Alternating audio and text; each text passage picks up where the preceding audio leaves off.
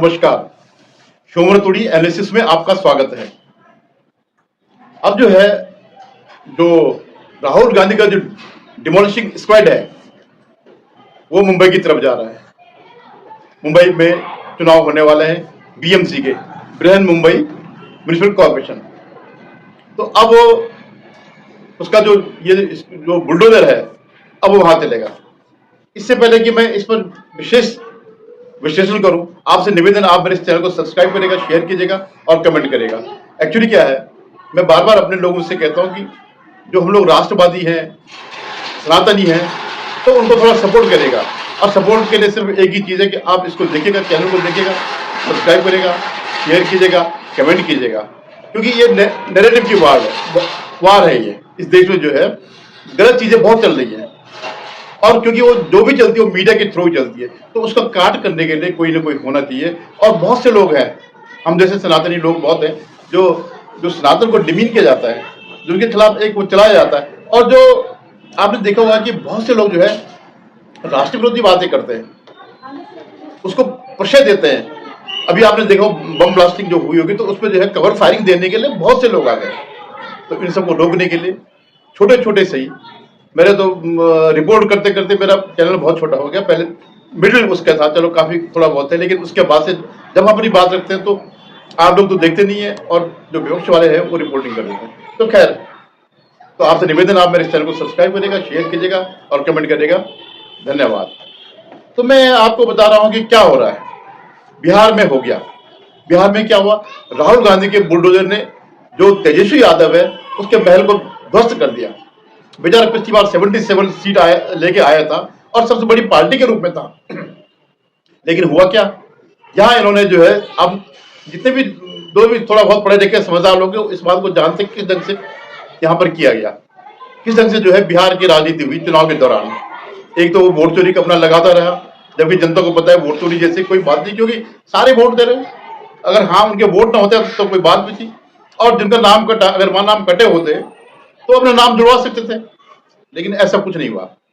उन्हीं लोगों के नाम कटे जो डुप्लीकेट है, जो मर गए हैं, जो यहां से शिफ्ट हो गए, या वो लोग कम हुए, भले ही वो ऑफिशियल नहीं है, जो बांग्लादेशी थे, जो रोहिंग्या घुसपैठिए थे, या जो और इधर उधर से आकर के जिनके पास कुछ नहीं था लेकिन वो यहाँ पर पढ़ रहे थे, तो उनके नाम कटे नहीं, उनके नाम वैसे ही जुड़े नहीं। मतलब कट तो गए जब कोई प्रूफ लेके नहीं आया, लेकिन किसी ने ये वो नहीं किया। तो खैर, तो पहले तो राहुल गांधी यही करता रहा, और अंतिम दिन तक इस महागठबंधन, कथित रूप से जो महागठबंधन था, अंतिम दिन तक इनका कोई सीट का समझौता नहीं हुआ। और जो राहुल गांधी अपने को प्राइम मिनिस्टर का वो कहता है, समझता है, कैंडिडेट समझता है, वो तेजस्वी यादव को मुख्यमंत्री का पद देने के लिए तैयार नहीं था, कोई कमिटमेंट करने के लिए तैयार नहीं था। अंतिम समय तक पत्रकारों ने पूछा भी तेजस्वी के सामने, लेकिन उसने कोई नहीं कहा। तो स्पष्ट रूप से एक दरार थी गठबंधन में। गठ में जो है बंधन था ही नहीं, जो था गठबंधन था और कुछ नहीं था। और उसमें मुख्य रोल जो था कांग्रेस का था। अब कांग्रेस में भी राहुल गांधी का, भाई कांग्रेस कौन है? कांग्रेस एक परिवार की पार्टी है, 4 आदमियों की है। सोनिया गांधी हो गया, राहुल गांधी हो गया, प्रियंका गांधी हो गई, और अब जो रॉबर्ट वाड्रा जो है उनका, इनके अलावा कोई पांचवा है नहीं। और जयराम रमेश जैसे सब तवलजी हैं, कुछ नहीं। मुद्रा में जैसे वो तवलजी होते हैं ढोलक बजाने वाले, या कोई हारमोनियम बजाने वाले, या कोई जो प्रदर्शनी होती है उसमें जो जोकर टाइप होते हैं, जैसे ये सुप्रिया सुनेत्र हैं या सुरेंद्र राजपूत हैं, इस टाइप के लोग हैं। तो वो क्या चाहते हैं? वो चाहते हैं कि मतलब हम वही बात कहें जो राहुल दिल में चाहता है। कोई उसको राय देने वाला नहीं है, जो है भी वो जमीन से कटे हुए लोग हैं। तो खैर, वहां पर बुरी तरह जो है इसको समाप्त कर दिया। ऊपर से वो जो वीआईपी वाला था, जिसके 0 सीट नहीं आई, उसका भी उप मुख्यमंत्री का दावेदार था और एक भी सीट नहीं आई। आप सोचिए कैसा गठबंधन था। और उसने भी अपने को पहले उप मुख्यमंत्री घोषित कर दिया, और सारी चीजें जो चल रही थी। दूसरी तरफ आप देखिए एनडीए में ऐसा नहीं कि वहां नहीं था, लेकिन जो कुछ था अंदर अंदर उन्होंने सारी चीजें निपटाई। अपने डिफरेंसेस बाहर नहीं आने चाहिए। हर कोई पार्टी चाहती है मुझे ज्यादा से ज्यादा मिले, लेकिन सबको बता दिया कि भाई आप कितना जी सकते हैं और उन्हीं सीटों पर करिएगा जो आप जी सकते हैं। देखिए कितना बढ़िया रहा रिजल्ट उनका, चाहे वो उपेंद्र कुशवाहा का हो, चाहे जीतन राम मांझी का हो, चाहे चिराग पासवान को। बहुत बड़ी सक्सेस मिली इन लोगों को। तो ये चीजें होती है। तो जब अगर आपको आपके अंदर जीतने की वो है, ललक है, तो ये सब होता है। वहां तो इनके चक्कर में कम्युनिस्ट भी डूब गए, इस महागठबंधन के चक्कर में। खैर उसके अलावा और भी कई फैक्टर थे। पर अब मैं आ रहा हूं मुंबई में। अब मुंबई क्या है कि एक माया नगरी है, और माया नगरी के अलावा ये क्या है, आर्थिक राजधानी है। पैसा यहाँ बहुत ज्यादा है, ब्लैक में भी है, व्हाइट में भी है। और पूरे महाराष्ट्र को आप अलग कर दीजिएगा, मुंबई को अलग कर दीजिएगा। इतनी बड़ी नगर पालिका, महानगर निगम है ये कि इसका बजट कई राज्यों से ज्यादा है। 40-40 हजार तक का बजट इनका, जो कई राज्यों में नहीं है इतना बजट। और जब वहां आमदार बोलते हैं शायद विधायक को, और इसको कुछ और बोलते हैं, जो पास होता है उसकी बहुत बड़ी वो होती है, साख होती है, मतलब वो होती है, से होती है किसी भी मामले में। तो वहां के लोग जो है ये बनना ज्यादा पसंद करते हैं, पार्षद बनना पसंद करते हैं, ताकि जो है कंट्रोल, सत्ता पे कंट्रोल करते रहे। और पिछले कई वर्षों से जो है ये बीएमसी उसके पास है, शिवसेना के पास है। हालांकि शिवसेना और बीजेपी बराबर पर रही, लगभग आसपास में था, लेकिन एक अंडरस्टैंडिंग थी कि भाई ठीक है, मुख्यमंत्री बीजेपी का रहेगा, बड़ी पार्टी का, और ये नगर निगम का अध्यक्ष जो है, महापौर जो है, वो शिवसेना का रहेगा। अब क्या डेवलपमेंट हुआ कि खैर जो लोकसभा चुनाव में महाविकास अघाड़ी को बहुत सफलता मिली, इसमें दो राय नहीं, लेकिन उसके तुरंत बाद जब विधानसभा के चुनाव हुए तो चारों खाने चित हो गए, सारे के सारे। अब वहां पर क्या किया इन्होंने कि जो लेटेस्ट जो डेवलपमेंट है, कांग्रेस कह रही है कि हम वहां पर अकेले लड़ेंगे। अब आप इसके पीछे रणनीति देख लीजिएगा, क्यों ये अकेले लड़ना चाहते हैं। और तो उसमें क्या है कि शरद पवार ने कहते कि नहीं, हम जो है महाविकास अघाड़ी के रूप में ही लड़ेंगे। अब आप पहले दरार आप यहीं पर देख लीजिएगा।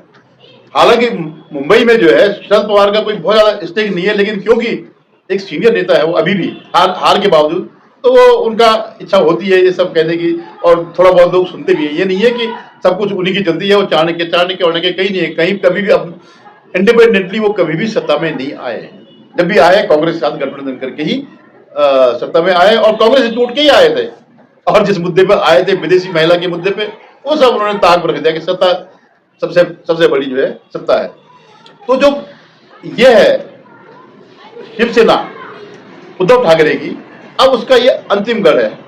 वो क्या कहता अपने को, जैसे वहां मुंबई में ना, मुंबई चा डॉन, तो मुंबई के डॉन जो है ये अपने को बनना चाहते हैं। अब क्या होगा कि ये जो, जब से इन्होंने बीजेपी से अलग ये हुए 2.5 साल के मुख्यमंत्री पद के लिए, तब से इनकी हालत खराब हो गई। दोनों भाई पहले तो वो अलग हो गए थे, राज ठाकरे। अब इनको लग रहा है कि भाई ठीक है, अब जो है, अब हम इतना पिट चुके हैं, अब दोनों भाई आपस में आ जाएंगे। लेकिन है क्या, 0+0 जो है वो 0 होगा। राज ठाकरे की कोई ऐसी हैसियत नहीं है कि वो कर सके। क्या है उनके पास सिवाय इसके कि लोगों को पीटने के, जो उत्तर भारतीय है उनको पीटने के। तो यहाँ पे जो वार चल रही है महाविकास अघाड़ी पे, वो एक ही चीज पे है, मुस्लिम वोट पर है।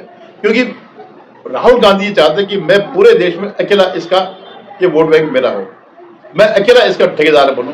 और अभी जो लोकसभा चुनाव हुए थे और थोड़ा बहुत विधानसभा चुनाव में भी जो स्टैंड इसने लिया था उद्धव ठाकरे ने अपने पिताजी के, स्वर्गीय पिताजी के खिलाफ, जो जिन्हें हिंदू हृदय सम्राट कहते हैं, जो स्टैंड लिया था, तो वो बिल्कुल पार्टी के विपरीत था।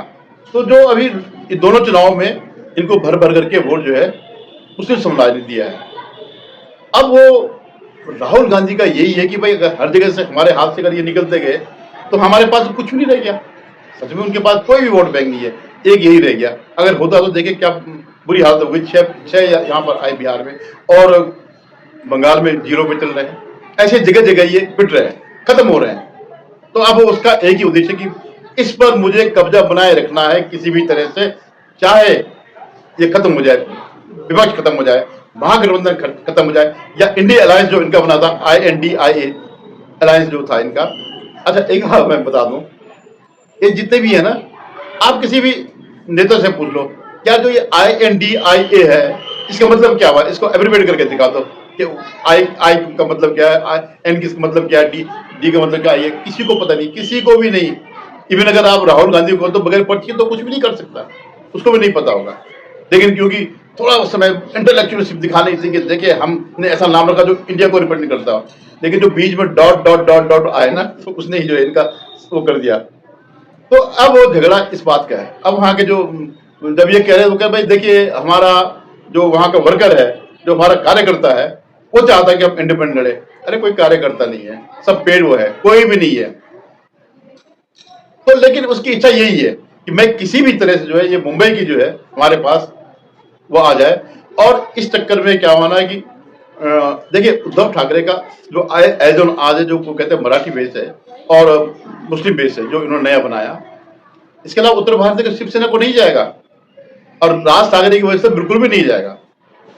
और मैं आपको एक बताऊं, ये भी एक गलत अवधारणा है कि सारे के सारे जो वहां के लोग हैं, जो मराठी लोग हैं, वो इस बात का जोर देते नहीं, क्योंकि वो जिन्होंने जो पढ़े लिखे लोगों जिन्होंने दुनिया देखी है वो इस बात पे विश्वास नहीं करते हैं।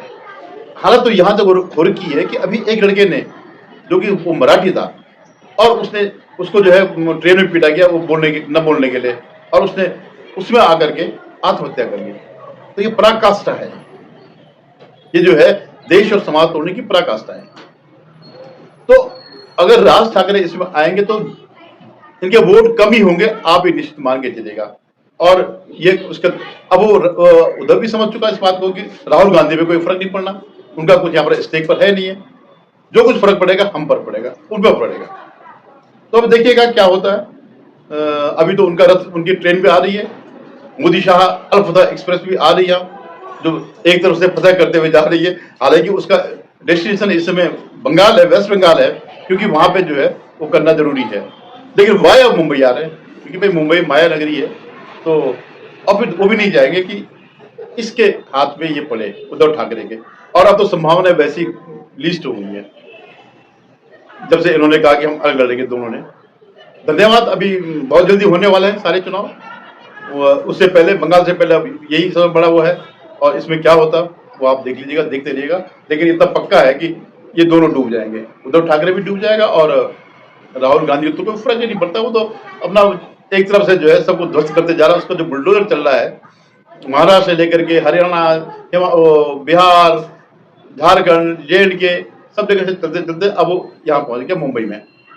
और ये बंगाल नहीं जाएगा, क्योंकि बंगाल में इनका कुछ भी नहीं है, कुछ भी नहीं है। हालांकि वो पार्टी है जिन्होंने जो है 71-77 तक जो है राज किया था, 71 राज किया था वेस्ट बंगाल में। और वेस्ट बंगाल में क्या पूरे देश में इनका वो था। वो तो अच्छी बात है कि इस एक तो जनता वो हो गई है, पढ़ी लिखी हो गई, और दूसरा जो है जो वंश का जो वो निकला, सबूत निकला, वो इसको जो है मटिया मेट करता है। धन्यवाद। पुनः निवेदन, आप मेरे चैनल को सब्सक्राइब करेगा, शेयर कीजिएगा, कमेंट करेगा।